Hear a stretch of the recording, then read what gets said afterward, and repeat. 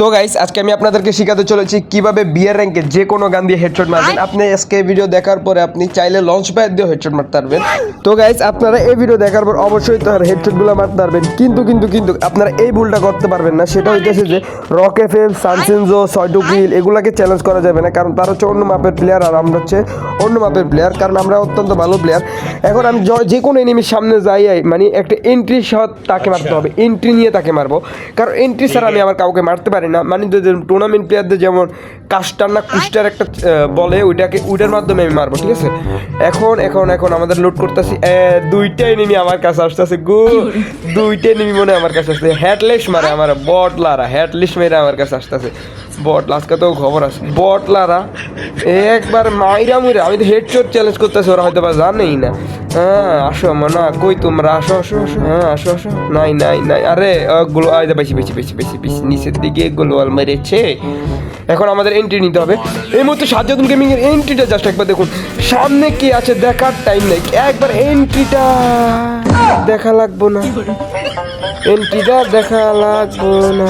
বারা একটার তো হেডশট মারছিলাম আমি, আরেকটা করতে আইলো বা। তো গাইস প্রথম ম্যাচটা আমাদের জন্য ছিল ট্রায়াল ম্যাচে আপনারা হয়তো অনেকেই জানেন যে ছোটোখাটো ভুল হয়ে থাকে, মানে সব সময় হেডশট তো মারতে আর মন চাইবো না, এনিমিটার আমি মাইরে দিতে পারতাম কিন্তু ইচ্ছে করে মারিনি। এই যে একটা এনিমি না হেডশট না বডি শট দিয়ে নক করেছি, আরে বডি হেডশট লাগা নাকি, আমার বডি শট মারলেই তো হয়। এই যে একটা এনিমি আমার ঢাকাত করার চেষ্টা, নো ওপি বডি শট মেরে দিছি। আরে সমস্যা নেই, মাঝে মাঝে বডি শট মেরে কিল করতে হয়। তবে একটা এনিমি আমাদের থেকে উপর থেকে জ্বালাইতেছিল, কিন্তু ওরে আমি হেডশট দিয়ে মারবো না, 100% গ্যারান্টি, 100% আমি 100% যদি 100% হেডশট দেন আমার নাম পাল্টায়া আমার নাম ডাইরেক্ট কেন আবার। তো এখন আমরা তারে মারমু, এটা শিওর থাকতে হবে। এখন এনিমিটার তো আমি দেখতেছি না, কিন্তু এই যে আমি স্নাইপার দিয়ে ওর হেডশট মেরে দিতাম, ওই যে এদিকে আয় পড়ছে। এখন জামু তারে ড্যামেজ দিমু, তো এদিকে আসছে স্নাইপার দিয়ে একটা হেডশট লাগে নাই, একটা হেডশট মারতে পারবো, একটা ড্যামেজ কঠিন লেভেল। এই যে ট্রোগন দিয়ে এখন যে হেডশট মেরে দিম, ট্রোগন দিয়ে যাই হেডশট মেরে দিম, এই যে ট্রোগন দিয়ে জামু লাগে নাই, এই যে একটা হেডশট। এর মানে কি গাইস, এখন আমি হেডশট মারতে পারিনি, এর কারণ হচ্ছে এখন দেখেন আমি তার কাছ থেকে কিভাবে হেডশট মারাটা শিখবো। এই যে সে আমার ম্যাক্সে ফেন্দা গ্লোবাল ম্যাক্সে, এইভাবে মূলত আপনারা হেডশট মারতে পারবেন। শালার পুতের খেলা খেলি না, বাল খেলি। তো গাইস আপনারা হয়তো অনেকে চিন্তা করতেছেন কি রে সাজ্জাদুল গেমিং হেডশট মারা না শিখে আমাদের সাথে ছলে বলি করতেছে। এখনই আমি আপনাদের সাথে হেডশট মারা শিখিয়ে দিব। এই যে আপনারা গুলি করেন কিভাবে, এইভাবেই তো উপরের দিকে ড্রাগ করেন, কিন্তু এটা একটা ভুল প্রক্রিয়া, একবারে ভুল প্রক্রিয়া এটা।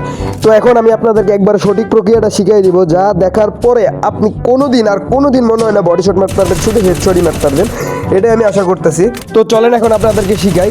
এখন মূলত প্রথমত আপনাকে এটা করতে হবে যে প্রথমে ড্রাগটাকে উপরের দিকে নেবেন, উপরের দিকে নেওয়ার পর আস্তে আস্তে গুলি করতে নিচের দিকে আসবেন। এই যে হেড লাগা শুরু হয়েছে, মানে কি রিলোডে পড়ছে, এই যে আবার মারবো, মানে সব হেড লাগবে, সব কিছুটা বডি লাগবে কিন্তু সব হেড লাগবে, এটা শিওর থাকতে হবে।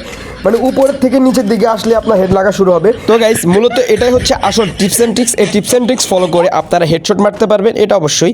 আর হ্যাঁ ভিডিওটা খারাপ লাগলে লাইক করে দিয়েন, আর হ্যাঁ আপাতত আমার আগে ধরছে, আমি যাই।